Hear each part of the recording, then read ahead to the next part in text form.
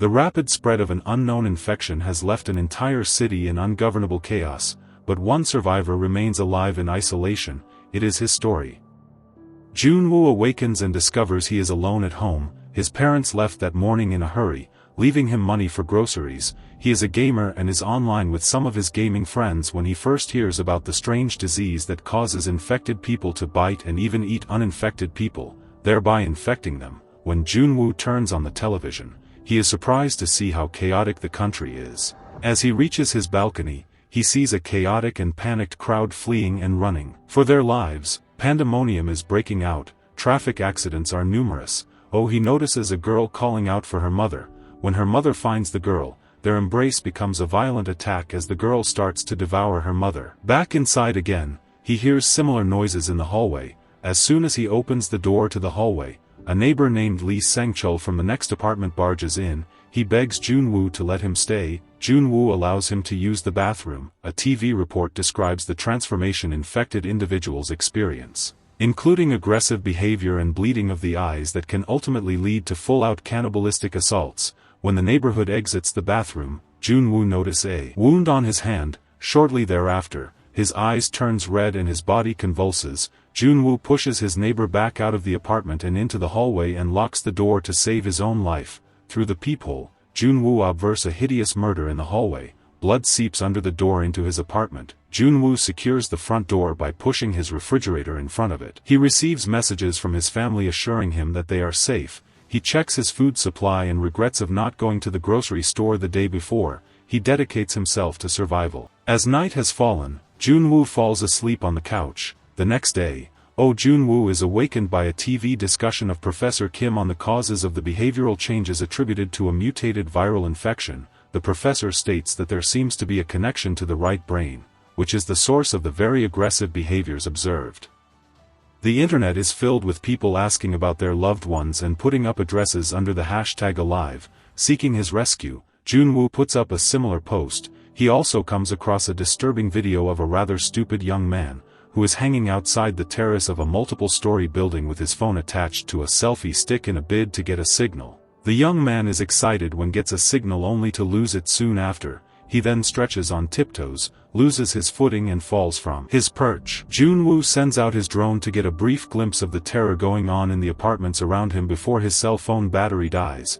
Then he even loses the connection to his streaming video game service. He falls asleep but is awakened by a commotion outside. From his deck, he observes a policewoman being torn to bits by fellow police officers now turned into zombies. Junwoo shouts at the predators out of sympathy, but the policewoman is overwhelmed. He attempts to scare off the zombies. Nearly 100 meters away by yelling at them does nothing but attract the attention of a zombie close to his home. Almost immediately, a zombie pushes his way past the refrigerator and into Junwoo's apartment. Junwoo is outside the railing hanging off his lanai when the zombie rushes him and falls several stories to the pavement below. Although Junwoo is unharmed, it seems that his encounter with the zombie has further reduced his rations. The little food in the fridge has all found its way to the bloody mess on the floor. After 2 days alone, Junwoo records a video of his nearly miraculous survival for his subscribers. By day 7, Junwoo has invaded his father's liquor cabinet. TV news further details that the virus seems to be spread only by contact with blood. Avoiding bites and stabs is the best way to stay free of contamination. The infected get a superior sense of strength and sensory capabilities. Many still possess the ability to perform behaviors they had before infection, such as opening doors and windows or performing their occupations. Junwoo eats his last bowl of ramen soup. He spills his water bottle and then discovers there is no running water in his apartment. By day 10, he is frustrated by the advisory on the television stating that survivors should simply wait it out at home. He refuses to leave the apartment and ends up like the infected. He recalls his mother listened to internet radio shows. His attempt to listen to the radio on his phone is foiled when he cannot find any wired earphones to serve as an antenna. All his earphones are wireless. By day 15, Junwoo hallucinates that he is reuniting with his family. Waking up from the hallucination, he is left very sad. He gets a call from his mother, but the signal is so bad he barely hears a thing. He then duplicates the stunt that the stupid young man on the internet had pulled earlier using a selfie stick to get better reception. He does not fall, but he clearly hears that something is not quite right with his family. In his anger, he breaks things in his home and goes outside. There, He sees a surprisingly slow zombie, and he takes out his anger on the zombie using a golf club. The violence urges others to come by. Not too long after, he is nearly swamped in a sea of zombies. Jun-woo manages to get to his apartment alive when zombies exiting the elevator pile up against the zombies pursuing Jun-woo down the corridor. Then he quietly walks behind the zombies until he arrives at his front door. Once Jun-woo is behind the locked door, the zombies gather outside. By day 20, he decides that it is time to take his own life. As he dangles from the noose he has tied, a laser beam projects into his house from the apartment across the yard. The beam points to the word "No" on the writing on the wall. He struggles with the noose until he is freed. Jun watches the beam, then points to different alphabets on the writings on the wall to spell the word "idiot." Someone is finally saying it. The source of the laser beam is a girl on the lanai opposite his. Kim Yoo-bin seems to have been watching Jun-woo with a pair of binoculars. When Jun-woo, now freed from the noose, sees her, he waves to her excitedly. She waves back and gestures that they meet again at 7 o'clock. Unlike Jun-woo, Kim Yoo-bin seems very organized and has prepared her house with a series of booby traps for zombies. He wakes up at 11 o'clock, late for the 7 o'clock rendezvous time they had previously agreed on. He gestures an apology and then projects his name on his phone. She reciprocates. After their brief attempt to communicate, Kim Yoo-bin hears a sound and attempts to find the source. They agree to meet at 7 o'clock again. One of Kim Yoo-bin's traps has snared a zombie that made its way into her house. She proceeds to axe its head off. The next morning, at the agreed-upon time, Yoo-bin attempts to pass food over to Jun-woo when she sees that he is hungry. She attaches a rope to a baseball and throws it across, hoping it gets into his home. The ball does not make it in it. Lands in the street. Jun-woo then uses his drone to deliver a rope to her. Using the rope bridge, she passes him a container of snacks and a bottle of water with the encouragement not to eat too fast. An infected firefighter pulls on the first cable, causing her table to fly across her apartment, knocking her out, and lodge into her balcony railing. The zombie starts climbing the cable. He distracts the zombie with his drone, ultimately sacrificing it. Shortly thereafter, she wakes up and cuts off the hand of the infected man as she reaches her lanai. The zombie falls to his death. Jun-woo flashes a message to Yoo-bin on his phone to stay strong. Viewing his meager supplies and quite desperate, Jun-woo decides to go farming. Leaving his apartment, he finds the key to his neighbor's door on a dead body. He cleans out the refrigerator and finds other food, clothing, a headphone with a cord, and walkie-talkies inside his neighbor's unit. While searching for other items, an infected sleeping zombie wakes up and attacks him. He manages to save himself and bring the essentials to his apartment. After feasting on the peanut butter he found and unsuccessfully finding a radio station with his antenna cord, he sends a walkie-talkie and some food to Yoo-bin on the zip line. The two communicate through it. With the talkies, they eventually start to communicate. She tells Jun-woo that she fell while climbing.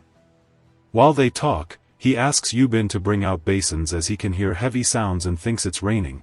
They look out the terraces, but it is not raining. Instead, they see a multitude of zombies running into both apartment complexes simultaneously. They both lie low and try to stay silent until Yoo-bin accidentally knocks over a shelf in her house. Jun-woo calls a neighboring unit on the phone to momentarily distract the zombies in front of Yoo-bin's apartment. She prepares to leave as she knows she will soon be overrun with zombies. She informs Jun-woo that her destination is the 8th floor of his apartment complex, which she had earlier noticed was empty. They both agree to meet up there. Yoo-bin jumps out of the terrace of her home, rappels down to the street, and runs towards the apartment complex across the way, swinging her axe to fight off numerous zombies. Jun-woo is very impressed by her bravery and runs out to help her. He knocks a zombie off the top of Yoo-bin with his golf club. They both narrowly miss being swamped by zombies as they enter the elevator to the 8th floor. They meet face to face for the first time. As they cautiously exit the elevator,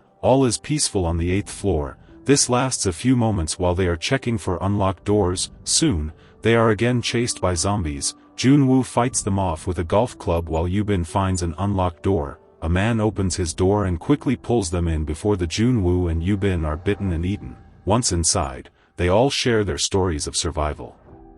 The man seems kind and offers them water and food. He says he has enough for them to survive until a rescue team comes around.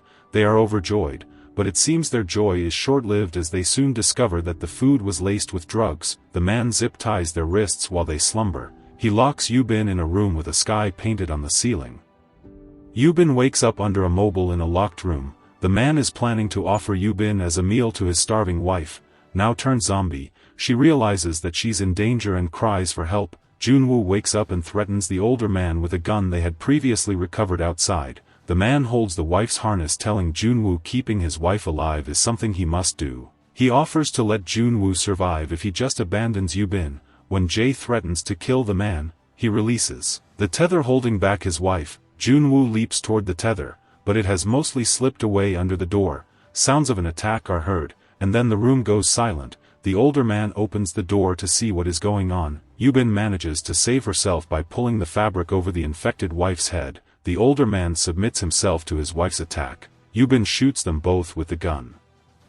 The gunfire only draws the attention of more zombies. Seeing the end so close, Junwoo and Yubin decide to shoot themselves instead of getting bitten and becoming infected. Just before Junwoo pulls the trigger on his partner, they hear the rescue helicopters. With hope rekindled in them, they struggle hard to make it to the rooftop of the apartment building, the use of a push cart to clear a path through the zombies. Then Junwoo holds off a horde of zombies in the stairwell with a bicycle while Yubin escapes to the roof. Junwoo eventually pushes the zombies backward, giving himself enough time and distance to join Yubin on the roof. The choppers, however, are no longer in sight. Junwoo screams at the sky, "There are survivors here.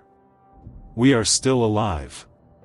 The zombies find their way to the rooftop, push open the door, and they gradually creep closer and closer to them. Just when they are about to be overwhelmed by the zombies, the military appears in a helicopter and shoots at the zombies while helping the survivors into the chopper. Once aboard and flying to safety, Junwoo receives a message from his family assuring him of their safety. He looks towards Yubin, and they are both glad to be alive. A news report details how valuable posting on social media has been in locating survivors in the urban areas. The reference on Junwoo's social media posting changes from #I_must_survive to #alive.